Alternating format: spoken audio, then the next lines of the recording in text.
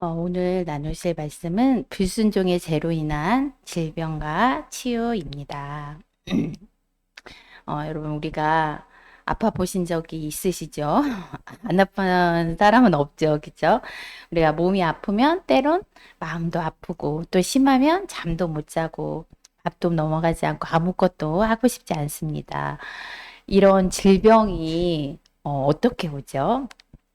세균에 감염되거나 아니면 우리의 면역력이 떨어졌을 때, 그리고 또 우리들의 그 불규칙한 생활 습관으로 이렇게 찾아옵니다. 그런데 오늘 말씀을 한 개 살피다 보면, 질병이 단순히 몸의 문제가 아니라는 것을 우리는 이제 발견하게 됩니다. 성경은 분명히 가르칩니다. 질병에는 영적인 원인이 있을 수 있습니다. 특히, 하나님에 대한 불순종, 즉 제가 질병의 문을 여는 경우가 있습니다. 그래서 우리가 병원에서 간혹 이렇게 원인 불명의 그 죄들이 있잖아요. 뭐 없는데 아프잖아요.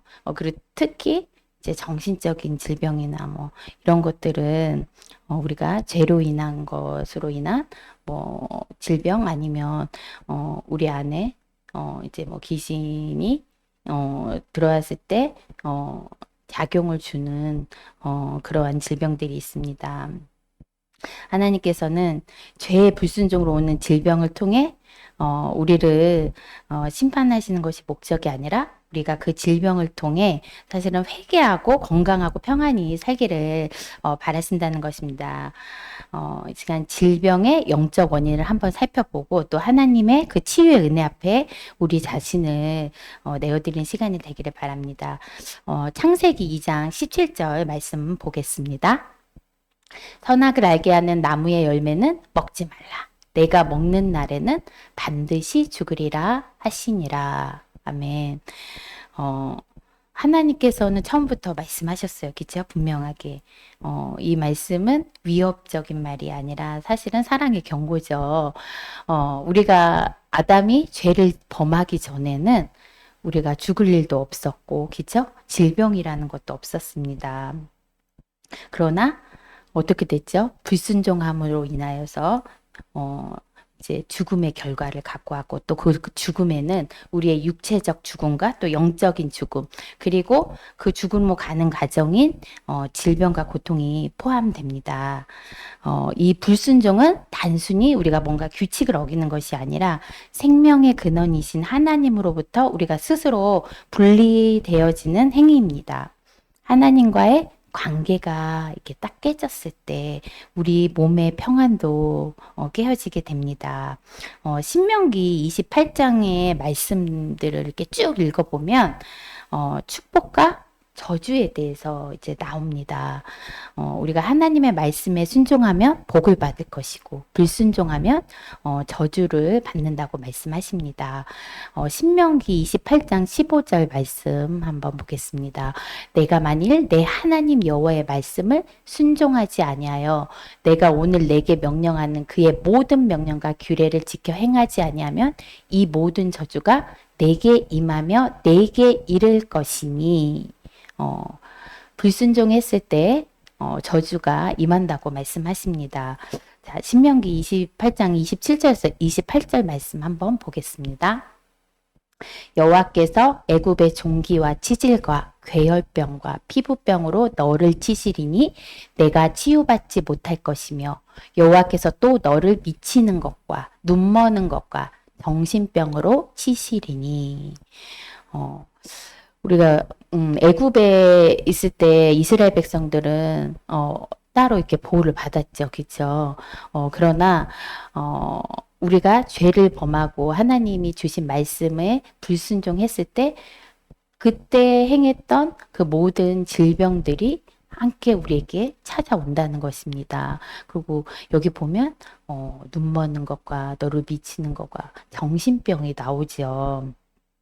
그래서요, 여러분, 정신병의 대부분은 사실, 이렇게 영적인 거가 더 큽니다. 그래서 우리가 우울증이라든지, 그쵸? 그래서 또 이제 자살로 이어지고, 하는 그런 것들은, 정신병들은, 음, 우리가 좀 이렇게 살펴봐야 돼요. 약으로만, 단순히 약으로만으로는 이게 치유가 되지 않습니다. 신명기 28장 말씀을 보면 불순종의 열매로 갖가지 질병이 찾아온다고 경고하십니다. 또한 죄를 지으면 우리가 그 다양한 형태의 징계가 찾아오는데 이 질병뿐만이 아니라 귀신의 역사, 가난, 막힘, 또 고난, 영적 노쇠함이 함께 옵니다. 그리고 우리가 회개하지 않으면 어떻게 되죠? 결국 사망에 이르게 됩니다.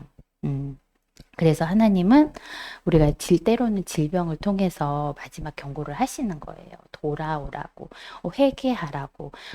우리의 육체는 죽지만 어떻게 돼요? 우리의 영혼은 이제 또 시작이기 때문에 또 천국 가야 하기 때문에 그래서 제가 가끔 가다 보면 그러신 것 같아요. 너무 하나님이 사랑하시면 때로는 죄를 계속 지면 천국에 갈 수 없잖아요. 그래서 때로는 죄를 더 짓기 전에 이렇게 데려가시는 분들도 이제 보게 되는 것 같습니다. 음, 그리고 자, 성경과 목회 현장에서 보면 죄로 인해 오는 고통에는 여러 종류가 있습니다. 첫 번째로 본인의 범죄로 인한 질병입니다.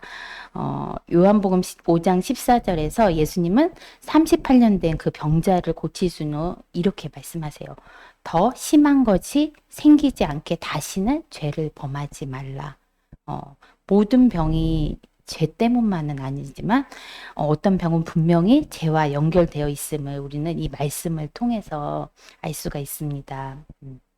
둘째, 처리되지 않은 감정들로 인한 질병입니다. 우리 마음 가운데 미움, 분노, 두려움, 쓴뿌리, 용서하지 못한 마음, 이런 감정들은 단순히 우리 마음의 문제가 아닙니다. 오늘날 질병의 70% 이상이 이 마음의 상처와 연결되어 있다고 합니다. 그래서 잠언 17장 22절 말씀에 보면 심령의 근심은 뼈를 마르게 하느니라고도 말씀을 합니다.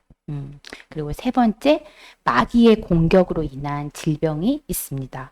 마귀가 모든 질병을 주는 것은 아니지만, 이 마귀가 질병을 주는 경우도 적지 않죠. 중요한 것은 마귀는 까닭 없이 성도에게 함부로 병을 줄 수 없다는 사실이죠. 마귀가 역사하려면 반드시 어떤 발판이 필요해요. 그죠? 그 발판이 바로 아까 이제 처리되지 않은 죄, 회개하지 않은 죄, 그로 인한 감정의 그 쓴뿌리들입니다. 성도의 범죄함이 이 질병의 감염의 통로가 됩니다. 누가복음 13장에 보면 18년 동안 허리가 꼬부라진 여인이 나와요. 예수님은 그녀를 가리켜서 사탄의 매인자라고 하셔요. 18년입니다. 그러나 어떡하죠? 예수님이 안식일에 그 안수 한 번으로 즉시 치유되었습니다. 마귀에게 매인 것을 예수님 앞에서는 끝이 나는 것을 바라봅니다. 그래서 우리가 영적으로 오는 질병들은 회개하고 또 본인 선에서 끝나지 않을 때는 하나님께서 주신 은사자들을 통해서 또 이제 안수를 통해서 또 끊어내는 그러한 일들을 해야 합니다. 넷째, 자신의 부주의로 인한 질병입니다. 이거는 불규칙한 생활 습관이겠죠. 운동 부족이나 아니면 잘못된 식습관. 이것은 영적 문제가 아니라 생활의 문제죠. 우리 몸은 뭐예요? 하나님이 주신 성전이기 때문에 우리의 몸을 함부로 다루는 것도 하나님 앞에서는 바로 서야 될 부분입니다. 이런 경우는 어때요? 습관을 바꿔야 되죠. 그래서 제가 이제 저도 이제 축사를 해서 이제 질병이 치유가 되는 그런 것들 있잖아요. 근데 때로는 기도를 못 해주는 영역이 있어요. 이렇게 습관적인 거.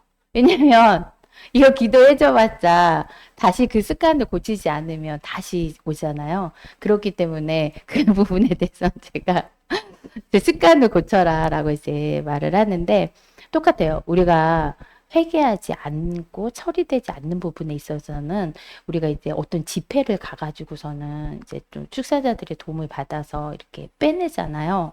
근데 그게 소용이 없다는 거예요. 왜냐하면 내가 생활하는 그 죄의 패턴이 있잖아요. 범위가 있잖아요. 그러면 이거를 완전히 끊어내지 못하면 다시 들어온다는 거죠. 그래서 결국에는 우리가 자가 축사하는 거를 배우셔야 돼요. 스스로 기도해서 이제 축사를 해야지 뭐 우리가 언제고 머리 디미며 이렇게 막 기도를 받을 수는 없잖아요. 그래서 우리가 이렇게 축사자가 기도를 할 때도 억지로 빼내면 불법인 거잖아요. 그래서 이 회개가 용서가 되지 않는 사람이 오면 사실은 이걸 또 긍휼의 마음이 있으니까 또 처리를 안 해줄 수도 없고 그런데 되게 힘이 든다는 거죠. 그럼 힘들게 처리해야 되고 또 사실은 자기가 스스로 그 죄에 대해서 깨닫지 못하고 회개하지 못했는데 그것을 억지로 꺼내면 탈이 난다는 거예요. 그래서 우리가 소재해놨는데 그것을 깨끗이 하지 못하면 다시 더 큰, 그죠? 죄의 것들이 이렇게 들어오잖아요. 악한 영이 일곱이 더 들어와서, 전보다 후가 더 안 좋아지는. 그래서 사실은 함부로 축사 못해서. 그래서 특히나 어린 자녀들은 더 못해줘요. 왜냐면 성인하고는 어쨌든 이제 얘기가 되잖아요. 근데 이제 자녀들은 또 그런 면에서 약하기 때문에, 본인 스스로 뭔가 도움을 요청하거나 그 죄에 대해서 깨닫지 못했을 때는 함부로 사실은 이렇게 축사를 하는 것이 좋지 못하다 것입니다. 그리고 다섯째, 조상의 죄로 인한 질병이 있습니다. 조상들이 저지른 죄악이 회개되지 않은 채로 계속해서 내려올 때, 그 자손은 어떻게 되죠? 죄악의 영향 아래에 놓여서 마귀의 공격을 받기 쉽습니다. 그래서 우리 각에 흐르는 질병이라고 하죠. 유전병 중 상당수가 이러한 원인과 연결이 됩니다. 그래서 이런 경우에는 우리가 우리 각에 흐르는 그 죄를 대신해서 회개하고 또 저주의 사슬을 끊는 그 기도를 치유 기도를 아는 우리가 이제 해야 되는 경우가 있습니다. 그리고 여러분 우리가 중요한 것은 이 질병은 또 때론 균형 있게 우리가 살펴봐야 한다는 것입니다. 요한복음 9장 1절에서 3절 말씀 보겠습니다. 예수께서 길을 가실 때 날때부터 맹인된 사람을 보신지라 제자들이 물어 이르되 라삐여 이 사람이 맹인으로 난 것이 누구의 죄로 인함이니까 자기니까 그의 부모니까 예수께서 대답하시되 이 사람이나 그 부모의 죄로 인한 것이 아니라 그에게서 하나님이 하신 일을 나타내고자 하심이라. 우리가 악한 영으로 인하여 드러나는 영적인 질병도 있지만 때로는 이렇게 하나님의 영광을 드러내고자 하시는 일이 있다는 거죠. 그래서 때로는 하나님이 어떤 사람을 연약한 몸으로 태어나게 하셔서 그 삶 자체가 하나님의 능력과 은혜를 증거하게 하십니다. 그래서 예로 우리 수많은 복음 찬송가를 작사한 페니 크로스라는 분이 있어요. 이제 그분이 생후 6주 만에 시력을 잃었는데 그러나 그녀를 통해서 하나님은 8,000편이나 넘는 찬송시를 남겼어요. 그래서 지금도 온 세계에서 이렇게 노래로 찬양으로 불리고 있거든요. 그래서 하나님께서 때로는 하나님의 은혜와 그 영광을 드러내시기 위해서 하기 때문에 무조건 죄 때문이다라고 이렇게 편견을 갖고 얘기하면 안 된다는 거죠. 그것은 성경적이지 않다는 것입니다. 그러나 우리가 동시에 나의 질병이 영적인 원인과 연결되어 있는지 않는지 그것은 하나님 앞에 우리가 조용히 점검하는 것은 지혜로운 일이죠. 자, 출애굽기 15장 26절 말씀을 보면 하나님이 뭐라고 말씀하시며 나는 너희를 치료하는 여호와임이라고 말씀하십니다. 히브리어로 라파죠. 이것은 단순히 우리의 몸을 고친다는, 병을 고친다는 뜻이 아닙니다. 찢긴 것을 꿰매고 부서진 것을 회복시키고 상처 입은 것을 온전하게 만든다는 뜻이에요. 하나님 이름 자체가 여호와 라파 치유하시는 분이십니다. 그러기에 하나님은 우리가 병드는 것을 원치 않으십니다. 하나님의 뜻은 우리의 온전한 회복입니다. 그래서 예수님의 사역을 또 살펴보면 말씀 선포와 치유가 함께 있었습니다. 이 복음이라는 것은 여러분 영혼만 구원하는 것이 아닙니다. 예수님 우리의 죄를 그 십자가에서 짊어지셨잖아요. 그 구속의 죄로 인한 질병으로부터 회복도 그 십자가에는 포함이 됩니다. 그래서 우리가 이사야 53장 5절 말씀에 그가 채찍에 맞음으로 우리는 나음을 받았도다라고 말씀합니다. 그래서 우리는 질병을 살필 때 이것이 어디에서 시작되었나 근본 원인도 잘 살펴봐야 하죠. 예수님께서도 이렇게 보면은 예수께서 이제 마태복음 9장 2절 말씀에 보면 그들의 믿음을 보시고 중풍병자 이야기예요. 이르시되 소자에 안심하라 내 죄 사함을 받았느니라고 말씀하십니다. 예수님이 먼저 몸을 고치시지 않으시고 죄 사함을 먼저 선언하세요. 왜냐하면 이 중풍병자에게는 죄의 용서가 먼저 필요했기 때문입니다. 예수님은 치유의 그 근본 원인부터 다루세요. 그래서 우리가 영성훈련을 할 때 이게 순서가 있잖아요. 이 그냥 하는 게 아니에요. 예수님, 우리 구원의 확신 하잖아요. 그래서 먼저 예수님으로부터 우리가 그 구원의 확신을 받고 나서 하는 다음이 회개와 용서예요. 왜냐하면 회개와 용서가 처리되지 않으면 사역 이렇게 하기가 원활하지 않기 때문에 그리고 나서 하는 게 내적 치유잖아요. 상처를 어루만져주고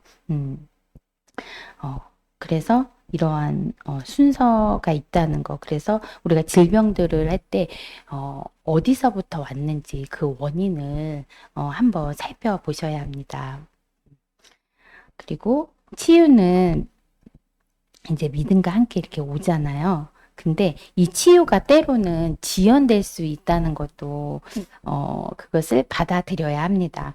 바울이 어땠어요? 자신의 육체의 가시를 제거해달라고 3번이나 강구했지만 하나님께서는 내 은혜가 족하다 하면서 고쳐주시지 않으셨잖아요. 하나님은 때론 고난을 통해서 더 깊은 은혜로 인도하시기 때문입니다. 그래서 우리가 만약 몸이 아프다면 먼저 조용히 하나님 앞에 나아가서 물어보셔야 합니다. 하나님 이 질병을 통해서 제게 하시려는 말씀이 있을까요? 치유하기 전에 먼저 왜 이 병이 왔는가를 한번 살펴봐야지 우리가 제대로 된 그 병의 증상과 병의 뿌리들을 다룰 수가 있습니다. 그래서 처리하지 못한 죄가 혹 있는지 아니면 내가 용서 못한 사람이 있는지 아니면 쓴뿌리 오래된 분노 또 하나님께 대한 원망이 있는지 이것들을 함께 우리가 기도로 하나님 앞에 가지고 나서 회개하며 방향을 돌이켜야 된다는 것입니다. 그리고 여러분 성경은 치유가 일어나는 경우를 여러 가지로 가르치는데 크게 4가지 통로로 살펴보면 첫째가 회개입니다. 회개를 하지 않으면 죄가 처리될 수가 없고 질병이 나을 수가 없어요. 그리고 2번째 믿음의 통로이죠. 예수님께서 늘 하시는 말씀이 뭐예요? 내 믿음이 너를 구원하였느니라. 그리고 내 믿음대로 될지어다. 믿음은 그죠? 치유의 가장 중요한 통로입니다. 예수님이 믿음이 없는 곳에서 불신앙이 가득한 곳에서는 어떻게 해요? 많은 치유를 행하시지 못했어요. 그래서 우리에게는 그 간절함과 믿음에 대한 믿음이 치유에 대한 그 믿음이 있을 때 실제로 치유가 더 크게 일어날 수 있다는 것입니다. 그리고 셋째 권세의 통로입니다. 베드로가 날 때부터 안지병이었던 자에게 이렇게 선포했잖아요. 은가금이 내게 없거니와 내게 있는 이것을 주시니 나사렛 예수의 이름으로 일어나 걸으라. 예수님의 그 이름의 권세와 능력, 치유받는 자의 믿음과 상관없이 때로는 하나님께서 주신 권세를 통해서 치유를 일으키신다는 것입니다. 그리고 마지막으로 긍휼의 통로입니다. 예수님께서는 늘 병든 자를 보셨을 때 어떻게 여기셨죠? 불쌍히 여기셨습니다. 이 긍휼이란 그 사람의 자리에 서서 그 고통을 함께 느끼는 것입니다. 그래서 하나님께서 때로는 이렇게 딱 공간 가운데 함께 있을 때, 저는 그래요. 이렇게 아픈 부위를 함께 느끼게 하시더라고요. 그리고 이렇게 시유나 축사를 통해서 하나님께서 이렇게 우리가 행할 때마다 한 단계씩 업그레이드 시켜 주실 때, 그때 이제 그 사람들의 아픔을 통해서 사실은 느끼게 하셔서 그것이 무서워서 사실 두려워서 그 단계를 못 걷는 사람이 있어요. 그냥 포기하는 사람이 있거든요. 그런데 하나님께서는 담대함을 갖고 그것을 앞서 나가 딱 했을 때, 행했을 때, 하나님께서 더 큰 능력을 부어주신다는 거예요. 그리고 우리가, 또 회복의 자리로 나가서 기도하고 말씀 보고 체험의 시간을 가질 때, 하나님께서 그것을 또 치유 사역자에게 치유하심의 그 시간을 주신다는 거예요. 그래서 우리가 남을 위해서 기도할 때, 중보할 때, 사실 두려워할 필요가 없어요. 저 질병이 나에게 이제 동일하게 느낌으로 인해서 저것이 나에게 전이 되지 않을까라는 그런 두려움에 이렇게 잘 못하시거든요. 그러면 처음에는 사실 이렇게 되지 않으면 돼요. 직접적으로 우리가 이렇게 살과 살을 마주했을 때, 터치되었을 때 이제 더 많이 오잖아요. 그럴 때는 떨어져서 우리가 말로만 이렇게 기도하다가 나에게 더 힘이 생기고 또 담대함이 생기고 그럴 때 이제 또 직접적으로 하시면서 나가면 됩니다. 그래서 우리는 긍휼히 여기는 마음을 가져야 된다. 그래서 우리 많은 사역자들이 앞서 이렇게 기도할 때 항상 기도하는 것이 집회에 앞서서 하나님 앞에 하나님의 마음에 긍휼의 마음을 달라고 아버지의 마음을 달라고 기도를 하고 시작하세요. 그러면 이제 또 성령님께서 임재하셔서 이제 많은 일들을 행하시거든요. 그런데 우리가 그럼에도 불구하고 모든 병이 다 낫는 것은 아니에요. 왜냐하면 아까도 말씀했듯이 바울도 그쵸? 그러했고 음, 제가 이렇게 딱 보면 때로는 아까도 말씀드렸듯이 죄를 너무 많이 지면 죄를 더 짓기 전에 천국에 들어가지 못할까 봐 그 영혼을 불쌍히 여기셔서 데려가기도 하고 그리고 제가 보니까 어떤 분을 봤는데 그 집안에는 권위남용의 죄가 흐르는 거예요.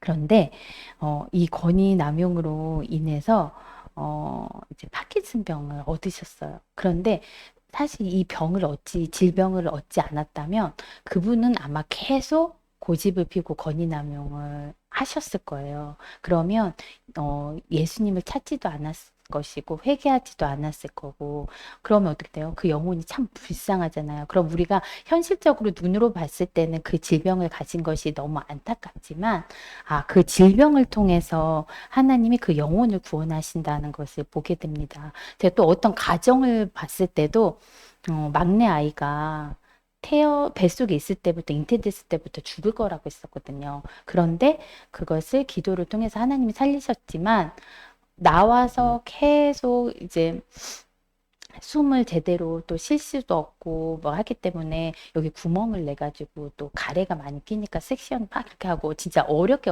했는데 근데 많은 분들이 기도해 주면서 왜 하나님께서 저 아이의 병을 깨끗이 낫지 않을 수 있을까 그런 고민을 사실은 참 이렇게 하셨었는데 나중에 알고 보니까 그래요. 그분이 저한테 그러더라고요. 이제 부부간에 좀 사이가 안 좋아서 제가 가정 신방을 통해서 사역을 했었는데 저한테 그러더라고요. 사실은 이 아이가 아니었으면 벌써 이혼을 했을 거래요. 그런데 아픈 아이가 태어남으로 인하여서 이제 믿음의 신앙이 있으니까 아이를 낳을 수밖에 없잖아요. 근데 낳고 나서 혼자 이렇게 키울 수는 없잖아요. 그러니까 이제 서로 이제 연합이 돼서 그 아이를 키우면서 그래서 그러한 일들이 있었더라고요. 그런데 두 분의 부부 관계가 회복이 됐어요. 서로를 용서하고 사랑의 언어를 쓰고 표현하면서 회복이 되니까 그 아이가 낳았었어요.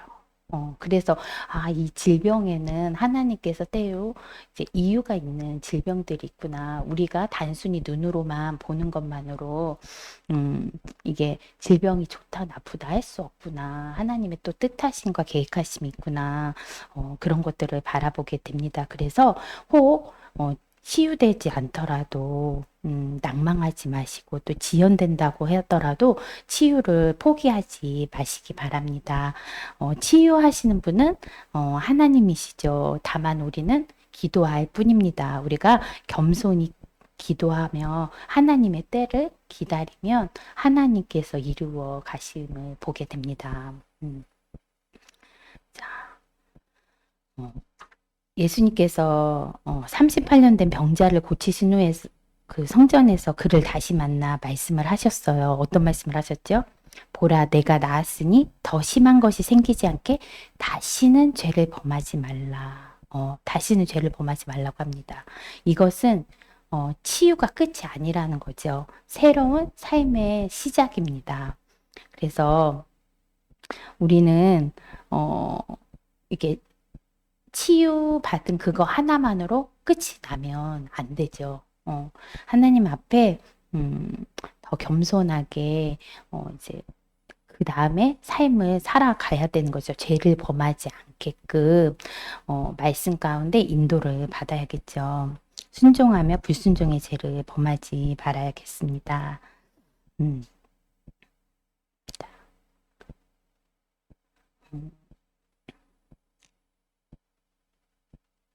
제가 그리고 이제 우리가 기도를 하면서 걱정과 염려를 할 필요가 없는 것 같아요. 낳고 안 낳고에. 근데 사실은 제가 이제 거룩한 부담감, 그러니까 이게 좀 부담감이 있었어요. 예전에 처음 이렇게 기도 사역을 시작할 때, 이제 낳는 분도 있고, 낳지 않는 분도 있잖아요. 근데 이건 내가 낳게 하는 것이 아님에도 불구하고, 사실은 기도를 해줄 때, 부담감이 있어요. 이분 기도해줬을 때, 낳지 않으면 어떡하지? 그래서 제가 처음 시작했던 뭐냐가 있냐면, 이거는 하나님께서 하시는 일인데 낳지 않을 수도 있습니다. 그러나 나는 당신을 위해서 이런 부분을 놓고 기도를 해드리겠습니다.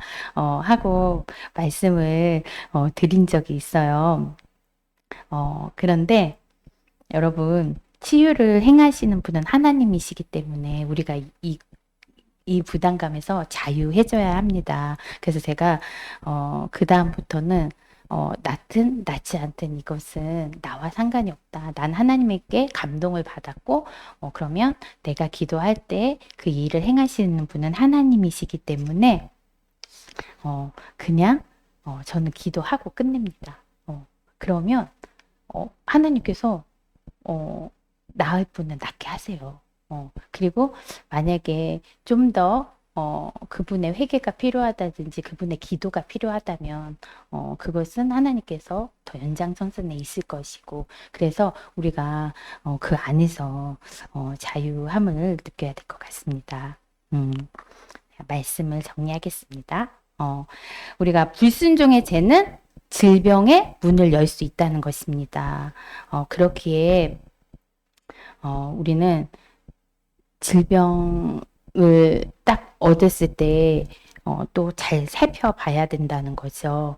우리의 불순종한 죄로 인해서 이 질병이 왔는지 아니면 간염과 세균으로 아니면 나의 잘못된 생활 습관으로 이렇게 왔는지 그런 것들을 우리가 살펴보고 만약에 나의 죄로 인해서 왔다면 그것은 우리가 회개하고 돌이켜야 된다. 그리고 또 하나님께서 그 질병을 통해서 우리에게 어떤 말씀을 하시려는지 그 음성에 한번 여쭤보고 귀를 기울여야 합니다. 그래서 우리가 회개하고 믿음으로 나갈 때 치유하시는 하나님, 그 여호와 라파 하나님의 경험하시는 여러분이 되셨으면 좋겠습니다. 아멘.